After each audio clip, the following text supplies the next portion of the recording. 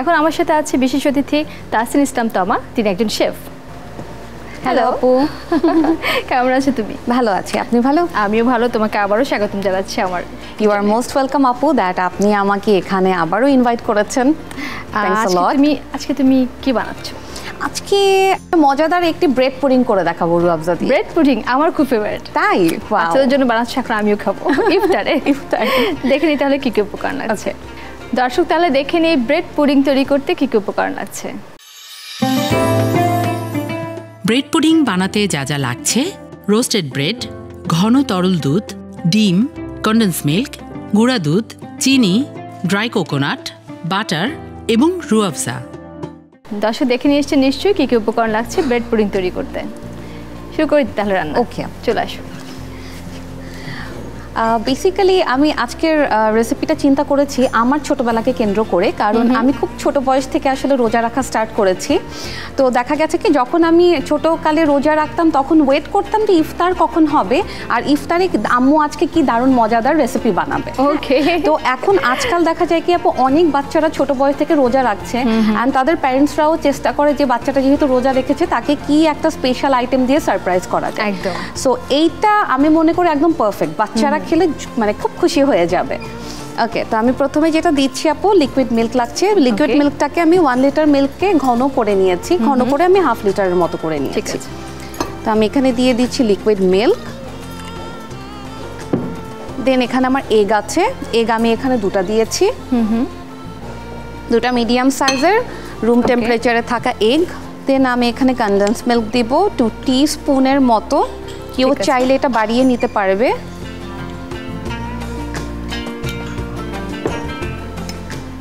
দেন আমি এখানে দিব পাউডার মিল্ক। ঠিক আছে। আর যেহেতু আপু আমার এখানে অলরেডি এতগুলো ইনগ্রেডিয়েন্ট যাচ্ছে, আমি ব্যালেন্স করার জন্য সামান্য একটু সুগারও দিচ্ছি। সুগারটা দিচ্ছি আমি অ্যারাউন্ড 2 টিস্পুনের মতো, অ্যান্ড দেন আমি এটাকে মিক্স করে নিব। আচ্ছা, আমি একটি হ্যান্ড হুইস্কের সাহায্যে এটাকে ভালো মতো মিক্স করে নিচ্ছি, কারণ আমার মিক্সিংটা যত ভালো হবে পুডিংটা খেতে তত ভালো হবে। মজা লাগবে। হয়ে গেছে নাকি তোমার? আপু অলরেডি আমার মিক্সিংটা হয়ে গেছে, আপনি আমাকে একটু হেল্প করবেন। আমরা যতক্ষণে মিক্সিংটা হচ্ছে আমরা পানিটা গরম দিয়ে দিই, যেহেতু আজকে আমরা স্টিম করছি পুডিংটা। আচ্ছা, পানিটা আমরা চুলা জ্বালিয়ে গরম করে দিই। জি, যেহেতু স্টিমে হবে আর ব্রেড পুডিং হতে আমাদের সময়ও লাগবে না, সর্বোচ্চ 10 থেকে 15 মিনিটের মধ্যে আমাদের পুডিংটা রেডি হয়ে যাবে। ঠিক আছে, এটা ঢেকে দিচ্ছি। হ্যাঁ, এখানে আমরা কি কি দিচ্ছি আমরা পুডিংয়ে? এখন আমরা আপু দিব সামান্য একটু বাটার। বাটারটা দিলে এটার ফ্লেভারটাও খুব সুন্দর আসবে, খেতেও ভালো লাগবে। তো আমি সামান্য একটু বাটার দিয়ে দিচ্ছি। আর যেটা না দিলেই না সেটা হচ্ছে রুহ আফজা, আমাদের সবার প্রিয়। এটা যেমন কালারটা সুন্দর করবে, খেতেও খুব ভাল লাগবে। আর যেহেতু আপু আমি সুগারটা শুরু থেকে ব্যালেন্স করে দিয়েছি, যেহেতু রুহ আফজার যে সুইটনেসটা আছে আমি সেটা রাখতে চাচ্ছিলাম। তো আমি এখন একটু মিক্স করে ফেলি। অলমোস্ট হয়ে গেছে। এখন আমরা যেটা করব আপু, এই যে ব্রেডটা আছে, ঠিক আছে, ব্রেডটা হচ্ছে গিয়ে আমরা ফার্স্টে মোল্ডে দিয়ে দিচ্ছি। আমি আজকে এখানে কাচের 2টা মোল্ড নিয়েছি, আমি এটাকে একটু বাটার দিয়ে টোস্ট করে নিয়েছি খালি। আমি তো প্রায় সময় এরকম ঝটপট করে ফেলি আসলে, যখন মনে হয় যে আচ্ছা ঠিক আছে আজকে একটু আমার ডেজার্ট খেতে মন চাচ্ছে, তখন বাসায় রুহ আফজা থাকে, রুহ আফজা দিয়ে চটজলদি একটা ডেজার্ট বানিয়ে ফেলি। ব্রেডটা আমি একটু উঁচু করেই দিব, যেহেতু আমার ব্রেডটা যে লিকুইড ব্যাটারটা আছে সেটাকে সোক করে নেবে।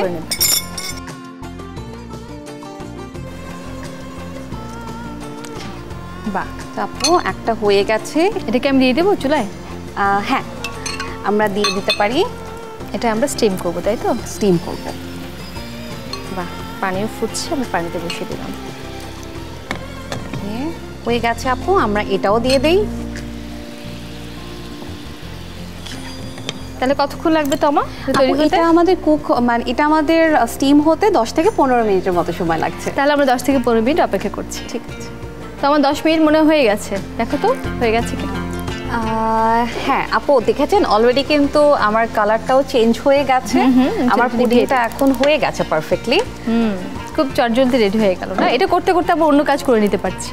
আমরা এটাকে এখন কিন্তু নামিয়ে নিতে পারি আপু। জাস্ট আমি যেটা করেছি, এখানে একটা প্লেটে রুহ আফজা দিয়ে একটু গার্নিশ করে নিয়েছি, যার উপরে আমি এখন সামান্য পরিমাণে একটু স্ট্রবেরিজ দিব। আসলে পিঙ্কিশের মধ্যে ডার্ক রেড দেখতে কিন্তু খুব ভালো লাগে।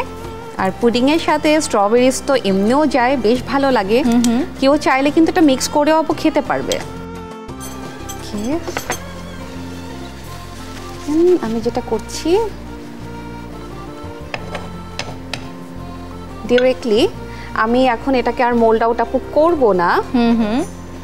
আমি এটা থেকে নিয়েই খাওয়া যাবে। আমরা কি উপরে একটু সিরাপ দিয়ে দেব? হ্যাঁ, আমরা উপর থেকে রুহ আফজা দিব, যেটা ছাড়া আসলে ইনকমপ্লিট। আচ্ছা, এটাকে আমি ঠান্ডা করে খাবো না গরম খাবো? আপু এটা ঠান্ডা করে খেতে পারেন, বা চাইলে গরমও খাওয়া যাবে। মানে আমাদের মধ্যে অনেকে আছে কিন্তু ঠান্ডা খেতে চায় না, অনেকের আছে গরম গরম কেক বা গরম গরম পুডিং খেতে ভালো লাগে, তো সে গরম গরম খেতে পারবে। আর কেউ যদি মনে করে ঠান্ডা করে খেতে চাচ্ছে, তাহলে সে ঠান্ডা করে খেতে পারবে। ঠিক আছে,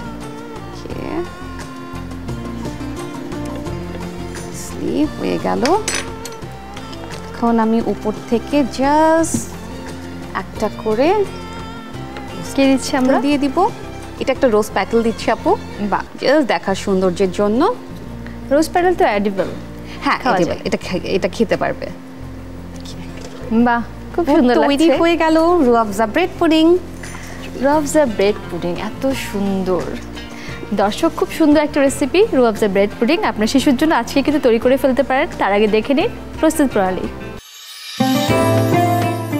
প্রথমে একটি বাটিতে নিতে হবে তরল দুধ, ডিম, কনডেন্স মিল্ক, পাউডার মিল্ক এবং চিনি। সবকিছু ভালোভাবে মিশিয়ে নিতে হবে। মিশ্রণটিতে এবারে দিন বাটার ও রুহ আফজা। সবকিছু মিশিয়ে নিন। এবারে পুডিংয়ের মোল্ডে রোস্টেড ব্রেড দিয়ে দিন। উপরে দিন দুধ ও রুহ আফজার মিশ্রণ। চুলায় একটি পাত্রে পানি গরম হতে দিন। এবারে পুডিংয়ের মোল্ডগুলো একে একে গরম পানিতে দিয়ে ঢাকনা দিয়ে দিন। বেশ কিছুক্ষণ পর পুডিং হয়ে গেলে সার্ভিং ডিশে তুলে আরেকটু রুহ আফজা ছড়িয়ে পরিবেশন করুন মজাদার ব্রেড পুডিং। দর্শক, নিশ্চয়ই খুব ভালোভাবে দেখে নিয়েছেন কিভাবে তৈরি করতে হবে রুহ আফজায় ব্রেড পুডিং। তোমাকে অনেক অনেক ধন্যবাদ আমার অনুষ্ঠানে এত সুন্দর একটা রেসিপি দেওয়ার জন্য। আপু, আপনাকেও অনেক ধন্যবাদ। আপনি আমাকে এত সুন্দর একটা আয়োজনে আমন্ত্রণ জানিয়েছেন। দর্শকদেরকেও ধন্যবাদ জানাচ্ছি, আর আশা করছি আপনারা বাসায় একবার হলেও ট্রাই করে দেখবেন।